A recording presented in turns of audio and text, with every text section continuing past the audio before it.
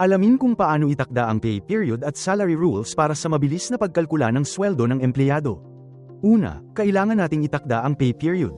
May 6 na opsyon ng pay period: normal na buwan, buwanan, semi-monthly, bi-weekly, lingguhan, at flexible na schedule ng trabaho.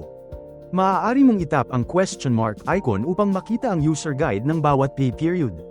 Normal na buwan. Sa normal na buwan, ang sahod ng empleyado ay 1 beses kada buwan, sa takdang petsa. Ito ay sumusunod sa karaniwang buwanang sahod. Maaari mong itap ang question mark icon upang makita ang user guide para sa bawat pay period. Dito, ilagay ang pangunahing sahod. Halimbawa, 25,000. Kung may dagdag na salary components, ilagay din ang mga ito, tulad ng house rent na 5,000 at transport na 2,000. Sunod, ilagay ang kabuuang bilang ng araw ng trabaho. Halimbawa, 26. Bilang ng oras ng trabaho. Piliin ang rate ng overtime. Makikita mo ang overtime na kinumpute kada araw o mano-manong ilagay ang hourly overtime rate. Makikita sa seksyong details ang mga halimbawa at paliwanag ng mga patakaran sa sahod. Pagkatapos punan ang lahat ng kinakailangang field, itap ang save. Buwanang. Ang buwanang opsyon ay regular ding binabayaran buwan-buwan. Buwanan ang sahod sa takdang petsa. Piliin ang simula ng buwan. Pagkatapos, ilagay ang pangunahing sahod, karagdagang sahod, araw ng trabaho, oras ng trabaho, at rate ng overtime tulad ng dati. Pagkatapos makumpleto ang mga input, itap ang save. Semi-buwan. Ang sahod ay binabayaran 2 beses kada buwan. Sundin ang setup guide na ipinapakita sa screen. Ilagay ang pangunahing sahod at karagdagang sahod. Pagkatapos, piliin ang petsa na hahatiin ng buwan sa 2 pay period. Itakda ang working hours at overtime rate gaya ng karaniwan, at itap ang save. Bawat 2 linggo. Para sa bi-weekly, sahod kada 2 linggo. Una, piliin ang petsa ng pagsisimula ng bi-weekly.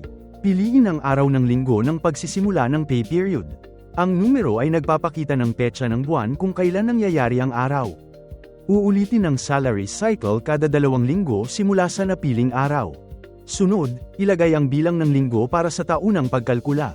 Ilagay ang bi-weekly basic salary, iba pang salary, working hours, at overtime rate. Sa huli, itap ang save. Lingguhan. Para sa lingguhang sahod, sundin ang gabay sa screen. Piliin ang petsa ng pagsisimula ng linggo. Ilagay ang kabuuang bilang ng linggo para sa taunang kalkulasyon. Ilagay ang basic salary, additional salary, working hours, at overtime rate. Pagkatapos punan ang lahat ng field, itap ang save. Flexible na schedule ng trabaho. Kung pipiliin ang flexible na schedule ng trabaho, makikita mo rin ang setup guide. Dito, ang base unit ay nakatakda sa 1 oras. Ilagay ang hourly wage ng empleyado. Sunod, itakda ang count until time na nagsasaad kung ilang minuto bago magsimula ang susunod na oras. Makikita mo ang detalyadong halimbawa at paliwanag sa seksyong ito.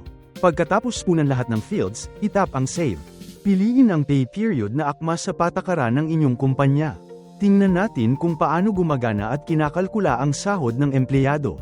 Ang salary rules ay nagtatakda sa pagkalkula ng sahod ng empleyado. May 25 iba't ibang salary rules na available.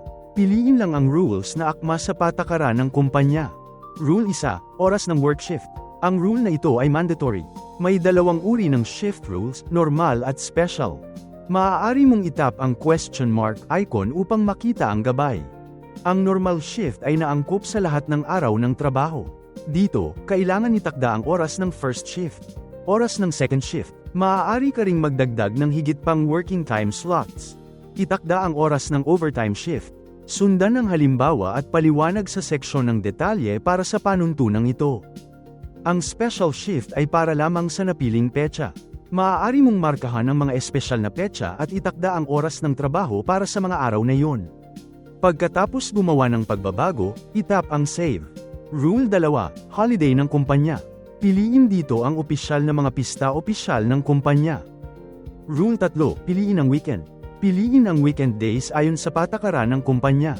Mga setting ng overtime. Para paganahin ang overtime calculation, piliin ang Rule 24, overtime.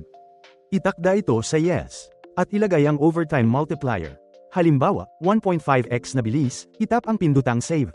Pagka-enable ng overtime, pwede nang i-adjust ang iba pang patakaran nito. Patakaran 8, hindi binibilang ang overtime. Patakaran 9, overtime sa weekend. Patakaran 10, overtime sa pista opisyal. Ang ibang patakaran sa sahod ay maaaring i-customize base sa kumpanya. Sa pamamagitan ng tamang setup ng pay period sa salary rules, madali mong mamahala ang mga empleyado at kalkulahin ang sahod ng tama at mabilis. Maaari mo ring baguhin ang pay period at patakaran sa sahod ng bawat empleyado. Pamamahala ng empleyado. Piliin ang maraming empleyado para sabay-sabay ilapat ang patakaran ng team. Itap ang pangalan ng empleyado. Pagkatapos, piliin ang pay period at sahod mula sa listahan. Piliin ang nais na pay period mula sa listahan. Ngayon, ilagay ang pangunahing sahod, ibang allowance, araw ng trabaho, at rate ng overtime. Pagkatapos punan ang lahat ng detalye, itap ang save. Bumalik at piliin ang nais na patakaran sa sahod. Markahan ang patakaran na ipapatupad sa napiling empleyado.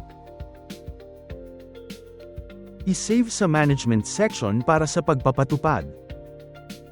Tapos muna ang pag-set ng pay period at salary rule para sa napiling empleyado. Ngayon, kalkulahin natin ang sahod. Pumunta sa listahan ng empleyado at piliin ang empleyado. At buksan ang detalye ng attendance. Itap ang Calculate Salary. Dito, makikita mo ang daily punch records, araw ng pagliban, at late punches. Itap ang Show Details upang makita ang buong salary summary para sa napiling buwan. Maaari mo ring madaling ibahagi ang detalye ng sahod mula dito.